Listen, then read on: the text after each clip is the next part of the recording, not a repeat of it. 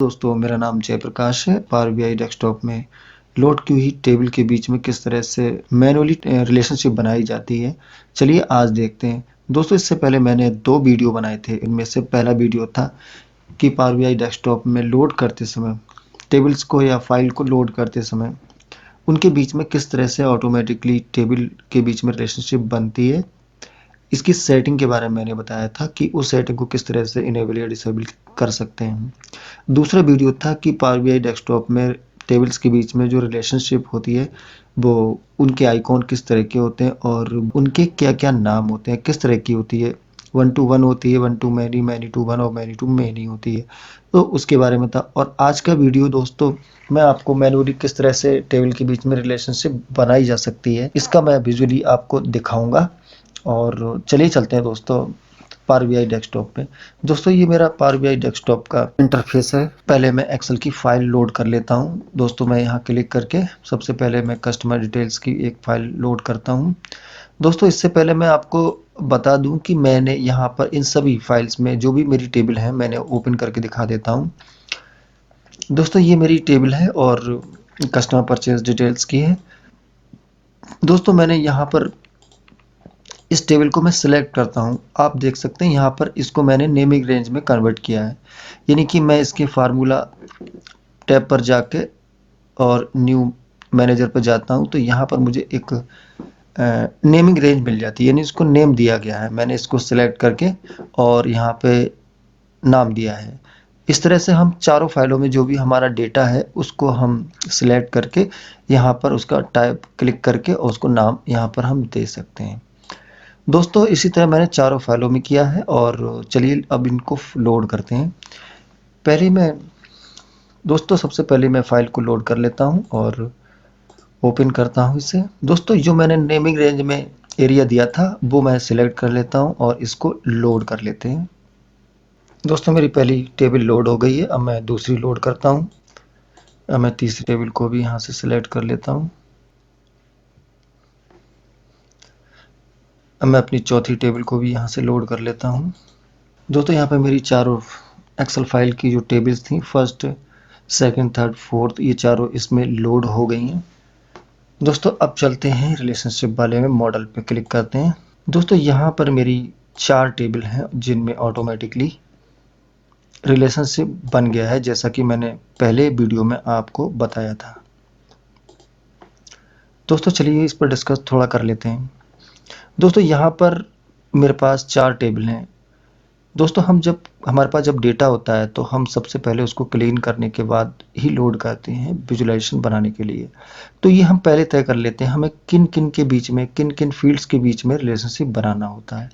क्योंकि हम table load करते हैं तो उनके बीच में ऑटोमेटिकली एक रिलेशनशिप बन जाता है। तो हम सबसे पहले यही चेक कर लेते हैं क्या वो रिलेशनशिप जो ऑटोमेटिकली बनी है क्या वो हमारे लिए रिलीवेंट है, क्या हमें वो ज़रूरत है। तो दोस्तों, मेरे पास जो टेबल थी मैंने उसका स्टडी किया था उस डेटा का, और उस डेटा के बीच में मुझे कस्टमर आईडी के बीच में रिलेशनशिप बनाना थी।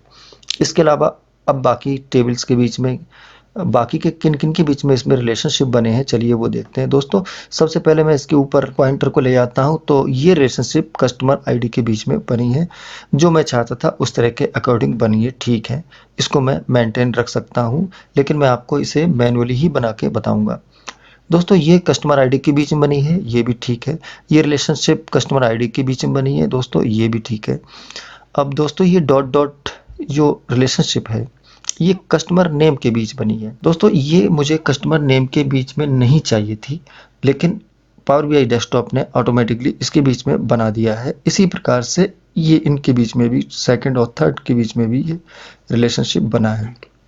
दोस्तों, अब इसके बारे में हम देखते हैं कि ये डॉट लाइन में क्या अंतर है, डॉट लाइन क्यों है और ये ब्लैक लाइन क्यों है।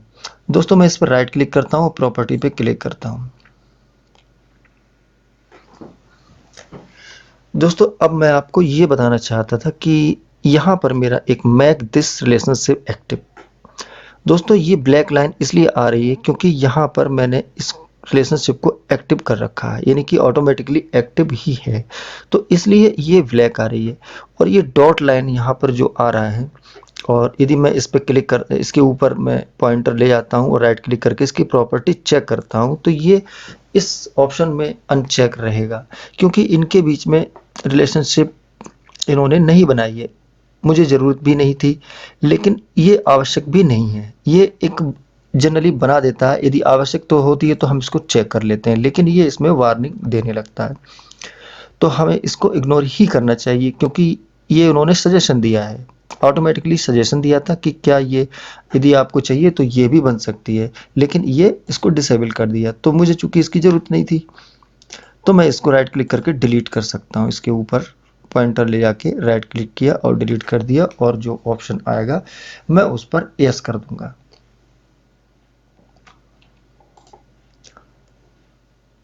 दोस्तों इसी तरह से सेकंड और थर्ड टेबल के बीच में जो रिलेशनशिप है मैं इसको भी डिलीट कर देता हूँ और यस कर देता हूँ। ये तो बात हुई दोस्तों ऑटोमेटिकली बनी हुई रिलेशनशिप की। चलिए अब हम इन रिलेशनशिप को डिलीट कर देते हैं और मैनुअली बनाते हैं। तो मैं इन्हें राइट क्लिक करके सबको बारी बारी से डिलीट कर देता हूँ।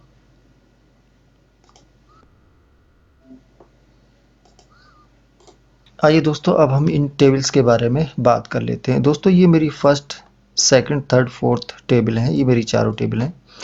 दोस्तों इससे पहले कि हम इनके बीच में रिलेशनशिप बनाएं, हमें ये जानना जरूरी होता है कि हमारी किस टेबल में रिपीटेड वैल्यू है और किस में यूनिक वैल्यू है। दोस्तों वो टेबल जिसमें हमारे पास एक टेबल्स में किसी भी रो में सिंगल डेटा हो, एक बार में ही एंट्री की गई हो, उस डेटा की एंट्री डबल ना हो, तो ऐसी वैल्यूज को यूनिक वैल्यू कहते हैं। चलिए हम थोड़ी देर को दिखाते हैं टेबल वाले में। फर्स्ट टेबल में देख लेते हैं। दोस्तों ये मेरी फर्स्ट टेबल है। इस टेबल में एक आईडी में सिर्फ एक ही वैल्यू एंट्री की गई है, 1245 वाली कहीं और पर एंट्री नहीं गई है।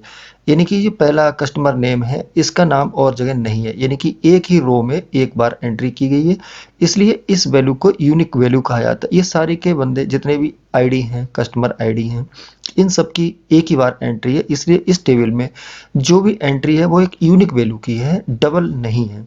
दोस्तों अब हम सेकंड टेबल को देख लेते हैं। दोस्तों ये मेरी सेकंड टेबल है। सेकंड टेबल में भी सारी वैल्यू यूनिक वैल्यू है, इसमें डबल एंट्री नहीं की है। अब दोस्तों हम थर्ड टेबल पे क्लिक करते हैं। दोस्तों थर्ड टेबल में हमारे पास काफी रो हैं और इसमें 27 रो हैं जो इसमें शो हो रही हैं। 1236 आईडी, कस्टमर आईडी की जो एंट्री है वो यहाँ पर भी है, 2 बार एंट्री हुई है, और हो सकता है इसमें आगे हो, इसमें भी 3 बार एंट्री है।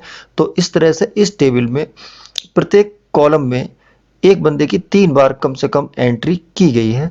तो इस तरह से ये रिपीटेड वैल्यू हो गई। ये टेबल जो है वो यूनिक वैल्यू की टेबल नहीं है। इसी तरह से दोस्तों हम अब चौथी टेबल को भी देख लेते हैं। इसमें भी एक बंदे की कई बार एंट्री है, यहाँ पर 1165 है आईडी, और 1165 यहाँ पर भी है, और 1165 यहाँ पर भी है। और इसी तरह से हम 1365 की यहाँ पर भी एंट्री है, और 1365 की दोस्तों यहाँ पर भी एंट्री है, और इधर भी 1365 की एंट्री है। इस तरह से एक कस्टमर आईडी को कई बार एंट्री है इसमें, यानी कि एक कस्टमर ने कई बार खरीदारी की है, तो इस तरह से उसकी एंट्री बार बार यहाँ पर है। तो ये भी यूनिक वैल्यू की टेबल नहीं है, इसको कहते हैं नॉन यूनिक वैल्यू वाली टेबल। जो हमारी पहली और फर्स्ट सेकंड है, इनको कहते हैं यूनिक वैल्यू वाली टेबल। तो दोस्तों चलिए अब चलते हैं रिलेशनशिप के बारे में। उम्मीद है कि अब आप यूनिक वैल्यू और नॉन यूनिक यानी कि डबल एंट्री वाली टेबल के बारे में जान गए होंगे। सबसे पहले हम बात करते हैं 1-to-1 रिलेशनशिप की। इससे पहले हम एक विजुलाइजेशन टेबल को लोड कर लेते हैं। दोस्तों हम इसमें एक विजुलाइजेशन तैयार करते हैं पहले आपको समझाने के लिए। इसके लिए दोस्तों मैं सबसे पहले आपके लिए मैट्रिक्स को लोड कर लेता हूं। इसका साइज थोड़ा सा बड़ा कर लेते हैं। एक टेबल भी मैं इसमें बना लेता हूं। दोस्तों ये मेरी मैट्रिक्स है और ये टेबल है। चलिए इसमें कुछ डेटा को हम लोड करते हैं। सबसे पहले मैं मैट्रिक्स में डेटा ले लेता हूं और मैं फर्स्ट टेबल का जो कस्टमर आईडी है इसमें ड्रैग करके इसमें डाल देता हूं, और सेकंड टेबल की जनवरी फरवरी पे टिक लगा लेते हैं, और थर्ड टेबल की मार्च अप्रैल पे टिक लगा लेते हैं।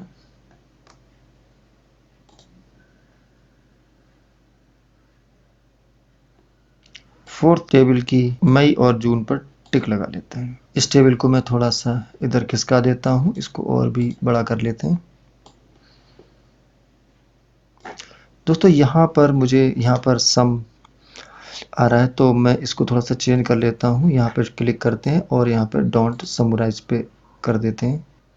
दोस्तों यहाँ पर मैंने जो सारी टेबल जो लोड की हैं उन सब की एक ही डेटा आ रहा है। ये तभी संभव है जब इनके बीच में कोई भी रिलेशनशिप ना बनी हो, क्योंकि 4 टेबलों का डेटा मैंने लोड किया है। यहाँ जनवरी, फरवरी, मार्च, अप्रैल, मई और जून।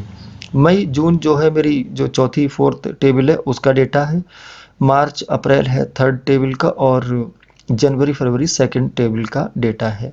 और कस्टमर आईडी नेम जो है, ये यहाँ पर मेरा कस्टमर आईडी जो है ये फर्स्ट टेबल का डेटा है। चलिए देखते हैं इसका किस तरह से हम रिलेशनशिप बनाते हैं। दोस्तों हम रिलेशनशिप की टेबल में चलते हैं। दोस्तों यहाँ पर फर्स्ट और सेकंड के बीच में एक आईडी के बीच में रिलेशनशिप बनाते हैं। सबसे पहले ये दोस्तों दोनों की दोनों ही टेबल हमारी है यूनिक वैल्यू की टेबल है, और इसमें कहीं पर भी डबल एंट्री नहीं है। रिलेशनशिप बनाने के लिए दोस्तों फर्स्ट टेबल की जो कस्टमर आईडी वाला कॉलम है हम इसको ड्रैग कर देते हैं सेकंड टेबल के कस्टमर आईडी के ऊपर छोड़ देते हैं। तो दोस्तों इन दोनों के बीच में एक रिलेशनशिप बन जाती है। ये जो दोनों तरफ निशान है इसका मतलब है ये जो है बोथ साइड की रिलेशनशिप है। इसे चेक करने के लिए हम इस पर राइट क्लिक करते हैं और इसकी प्रॉपर्टी पे जाते हैं। दोस्तों ये रिलेशनशिप दोनों टेबल के बीच में 1 और 1 लिखा हुआ है। बीच में जो है ये बोथ यानी कि दोनों साइड में रिलेशनशिप बनी है। तो 1 का मतलब हो गया 1 की ओर है, यानी कि 1 to 1 रिलेशनशिप है। और हमने इसकी प्रॉपर्टी रिलेशनशिप का हमने खोला है। इसमें दोस्तों जो कोऑर्डिनेटली लिखा है वो 1 to 1 है, यानी कि इनके बीच में 1 to 1 रिलेशनशिप बना है। और इनके बीच में जो क्रॉस फिल्टर डायरेक्शन है वो दोनों ओर है, यानी कि डेटा का फ्लो दोनों तरफ से है। तो इस तरह से ये इनके बीच में बोथ साइड की 1 to 1 रिलेशनशिप कहलाई जाती है। दोस्तों अब देखते हैं कि विजुअलाइजेशन में कहां पर कितना परिवर्तन हुआ है। तो दोस्तों यहां पर जो जनवरी और फरवरी सेकंड टेबल है और फर्स्ट टेबल केवल हमने कस्टमर आईडी लिया, इनके बीच में रिलेशनशिप होने की वजह से उसने कस्टमर आईडी ने प्रत्येक कस्टमर आईडी का जो जनवरी फरवरी का डेटा है वो यहाँ पर काउंट कर लिया, उनका टोटल भी यहाँ दे दिया है। अब दोस्तों हम चलते हैं तीसरे और चौथी थर्ड और फोर्थ टेबल के डेटा के पास। इनके बीच में हम रिलेशनशिप बनाते हैं। दोस्तों चूंकि हमारा सबसे पहला आईडी हमने जो अपनी टेबल में यहाँ पर जो लिया है वो हमारा कस्टमर आईडी है जो पहली टेबल का है, इसलिए अधिक जो भी हम रिलेशनशिप बनाएंगे वो फर्स्ट टेबल के साथ बनाएंगे। चूंकि इसमें एक और तरह से भी रिलेशन बनता है वो भी मैं आपको बताऊंगा। तो अब हम सेकंड के बाद थर्ड पे जाते हैं। तो कस्टमर आईडी जो फर्स्ट टेबल की है हम इसको ड्रैग करते हैं थर्ड टेबल के कस्टमर आईडी के ऊपर। तो दोस्तों थर्ड टेबल है, इसके अंदर यूनिक वैल्यू नहीं है और इसमें डबल एंट्री है, इसलिए ये जो है एक से अधिक बार एंट्री है, इसलिए इनके बीच में ऑटोमेटिकली मैनी रिलेशनशिप बनी है। और जो डेटा का फ्लो है वो फर्स्ट टेबल से थर्ड टेबल की ओर है। तो दोस्तों ये 1 to मैनी रिलेशनशिप है। चलिए इसके ऊपर राइट क्लिक करते हैं, इसकी प्रॉपर्टी चेक कर लेते हैं फर्स्ट और थर्ड के बीच में। दोस्तों इसमें जो रिलेशनशिप है वो हमारी बन गई है। इसकी रिलेशनशिप बनाने का एक और तरीका है और वो आप प्रॉपर्टी से बना सकते हैं। मैं इसको डिलीट करता हूं और दोबारा से आपको बनाकर दिखाता हूं। दोस्तों मॉडल के ही इसी में यहाँ पर मैनेज रिलेशनशिप का एक टैब है, मैं इसको क्लिक करता हूँ तो मेरे पास एक डायलॉग बॉक्स आ जाता है। और यहाँ पर मैंने अभी थोड़ी देर पहले एक रिलेशनशिप फर्स्ट और सेकंड टेबल के बीच में बनाई थी, तो वो अभी इसमें बनी हुई है। अब मैं जाता हूँ न्यू पे। यहाँ न्यू पे क्लिक करने के बाद नई रिलेशनशिप बनाने का एक डायलॉग बॉक्स आ जाता है। इसमें क्रिएट रिलेशनशिप का ऑप्शन आ जाता है। तो मैं सबसे पहले फर्स्ट और थर्ड के बीच में बनाना है, तो मैं यहाँ सिलेक्ट करूँगा फर्स्ट और यहाँ पर सिलेक्ट करूँगा थर्ड टेबल, और ये ऑटोमेटिकली इन दोनों को सिलेक्ट कर लेता है। यहाँ भी क्लिक कीजिए और यहाँ पर भी क्लिक कर लेते हैं। वैसे तो इसने ऑटोमेटिकली इसे डिटेक्ट कर लिया है, इसलिए ये जो है शैडो टाइप में आ रहा है। तो ये इन दोनों के बीच में ऑटोमेटिकली 1 to मैनी रिलेशनशिप बन गई है फर्स्ट और थर्ड के बीच में, और ये सिंगल बनी है। यदि मैं इस पर क्लिक करता हूँ तो भी ये दोनों तरफ से बन जाएगी, लेकिन फिलहाल मुझे सिंगल रिलेशनशिप की ज़रूरत है, तो मैं इस पर टिक लगे रहने देता हूं और इसको एक्टिव रख के इसको ओके ही करता हूं और इसे क्लोज कर देता हूं। तो दोस्तों फर्स्ट और थर्ड के बीच में एक रिलेशनशिप बन गई। इसको कहते हैं दोस्तों वन टू मैनी रिलेशनशिप, जो मैंने अभी आपको डायलॉग बॉक्स में बताई थी। अब मैं फर्स्ट और फोर्थ के बीच में रिलेशनशिप बनाऊंगा, जो मैनेज रिलेशनशिप वाले ऑप्शन में है। इसमें भी मैं न्यू पे क्लिक करूंगा और यहाँ पर मैं फर्स्ट सिलेक्ट करूंगा और यहाँ पर फोर्थ टेबल सिलेक्ट करूंगा और इसने ऑटोमेटिकली कस्टमर आईडी के बीच में एक रिलेशनशिप बना दी है, वन टू मैनी और सिंगल, जिसका क्रॉस फिल्टर डायरेक्शन है। और मैं इसे ओके कर देता हूँ। क्रॉस फिल्टर डायरेक्शन का मतलब है डेटा का फ्लो फर्स्ट से फोर्थ की ओर है, तो मैं इसे ओके कर देता हूँ। तो ये एक हमारा तीसरी रिलेशनशिप बन जाती है दोस्तों। अब इनके बीच का जो भी हमारा हमने अभी टेबल्स विजुलाइजेशन में लोड की थी, चलिए वहां पर हम देख लेते हैं दोस्तों। दोस्तों यहाँ पर इन सब ने ऑटोमेटिकली रिलेशनशिप बनने के बाद इनके बीच में जो भी डिटेल्स थी वो सारी काउंट हो गई। चलिए अब हम इसे चेक करते हैं दोस्तों। जनवरी फरवरी चूंकि यूनिक वैल्यू वाली टेबल थी और फर्स्ट भी यूनिक वैल्यू वाली थी, लेकिन हमारी जो थर्ड टेबल और फोर्थ टेबल है वो टेबल हमारी डुप्लीकेट वैल्यू वाली थी। इस वजह से हम इनकी वैल्यू को चेक कर लेते हैं और सबसे पहले मैं आपको दिखाता हूँ 1236 वाली को। 1236 आईडी वाली हम चेक कर लेते हैं दोस्तों। तो 1236 को चेक करने के लिए हम टेबल वाले ऑप्शन पर क्लिक करते हैं और 1236 हमारी थर्ड टेबल है, इसके जो एंट्री है थर्ड टेबल पे ही क्लिक करते हैं। चलिए तो 1236 में हमारी 288 एक एंट्री ये है मार्च के महीने में, और 1288 में हमारी एक एंट्री यहाँ पर है, और 1288 में हमारी एक एंट्री 1236 में हमारी एक एंट्री यहाँ पर है। यदि हम इन तीनों को जोड़ेंगे तो इसका टोटल हमारा क्या आता है, चलिए चेक कर लेते हैं। कैलकुलेटर से मैं आपको चेक करके दिखाता हूँ। इसमें 228 228.4 प्लस 528.44 प्लस 770.87, ये 1527.75 इसका टोटल है।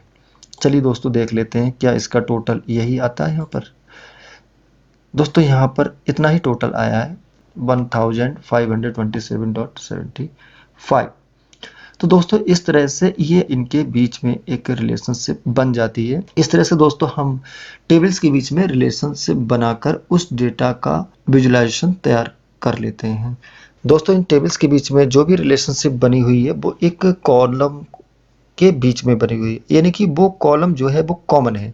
जैसे कस्टमर आईडी इसमें भी है, फर्स्ट टेबल में भी है, कस्टमर आईडी सेकंड टेबल में है, कस्टमर आईडी का कॉलम थर्ड में भी, और फोर्थ टेबल में भी कस्टमर आईडी का कॉलम है। इसीलिए दोस्तों यहाँ पर जो रिलेशनशिप बनेगी वो सेम नेम के कॉलम के बीच में ही बनेगी, उनके ही आपस में होगी। ये अलग बात है कि किसी टेबल के कस्टमर आईडी में मल्टीपल एंट्री की गई है और किसी में यूनिक वैल्यू की एंट्री की गई है, लेकिन रिलेशनशिप बाई नेम और उनके सेम कॉलम के बीच में बनेगी। चलिए थोड़ा और आगे बढ़ते हैं दोस्तों। अभी तक हमने विजुलाइजेशन के लिए टेबल यूज की थी और हम यही काम हम करते हैं अब मैट्रिक्स के साथ। दोस्तों से मैं एक मैट्रिक इंसर्ट करके उसमें डेटा की एंट्री करता हूं। देखते हैं कि टेबल और इसके बीच में किस तरह का डेटा में अंतर है, एक जैसा है अथवा नहीं।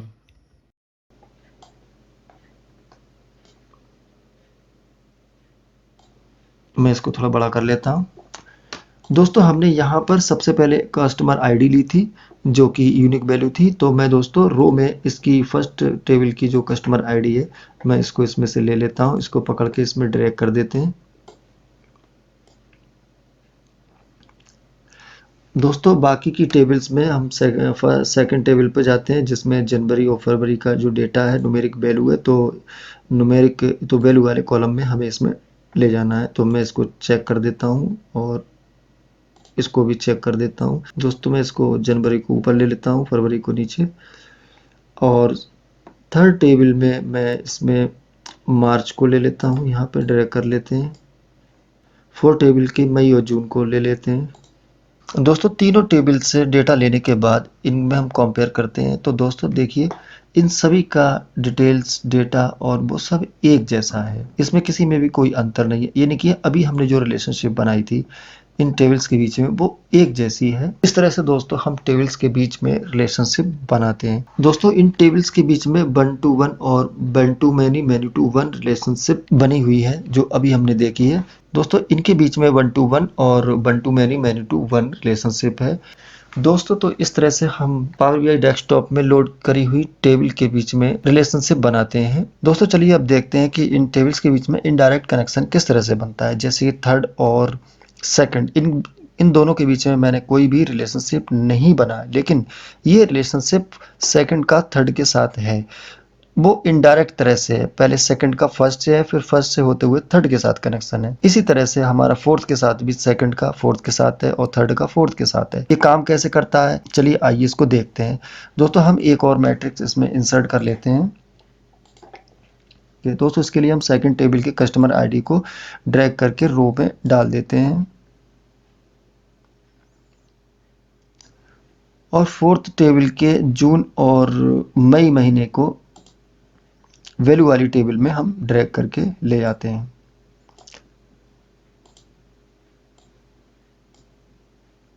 दोस्तों इनके बीच में जो डेटा है वो इसमें आ गया है, इसकी बिल्कुल एक्यूरेट वैल्यू आ गई है। दोस्तों हम यहाँ इसका टोटल चेक कर लेते हैं। इसका टोटल और इस महीने का टोटल एक जैसा है और जून का टोटल एक जैसा है। तो दोस्तों मैंने इन दोनों के बीच में कोई भी रिलेशनशिप नहीं बनाई थी सेकंड और फोर्थ के बीच में, लेकिन ये एक इनडायरेक्ट होते हुए इनके बीच में रिलेशनशिप है।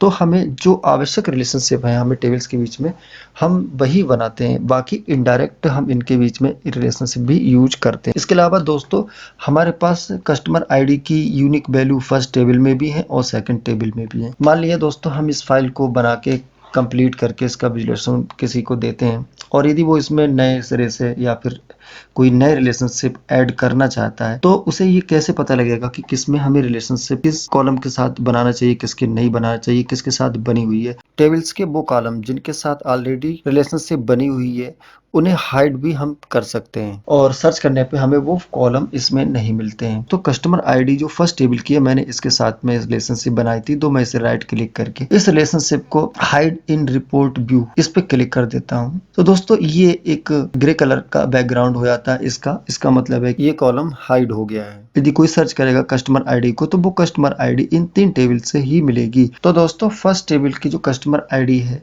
वो यहाँ पर हाइड हो गई है और फील्ड वाले ऑप्शन में, फील्ड वाले पैन में यहाँ पर कस्टमर आईडी के सामने ये मार्क बन गया है। तो इससे पहचान हो जाता है कि यहाँ पर जो कस्टमर आईडी है ये हाइड की गई है, इसके बीच में रिलेशनशिप नहीं बनाना है।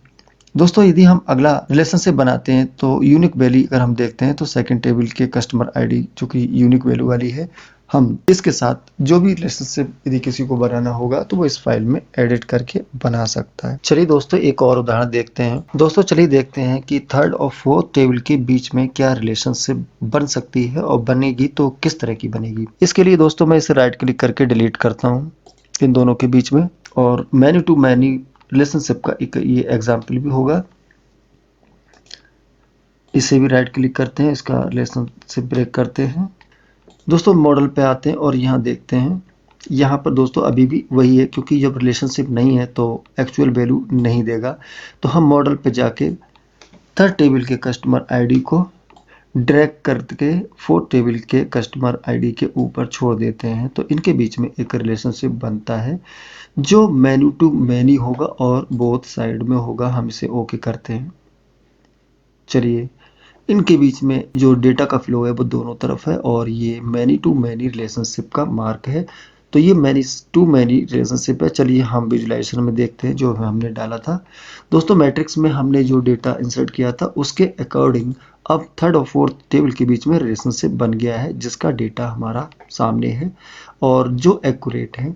आप देख सकते हो कि यहाँ पर जून के महीने में जो जितना था डिटेल थी वही हमारी इसमें भी जून के साथ है, इस टेबल में भी है और मई का इसमें है, मई का इसमें, दोनों ही एक ही जैसा है।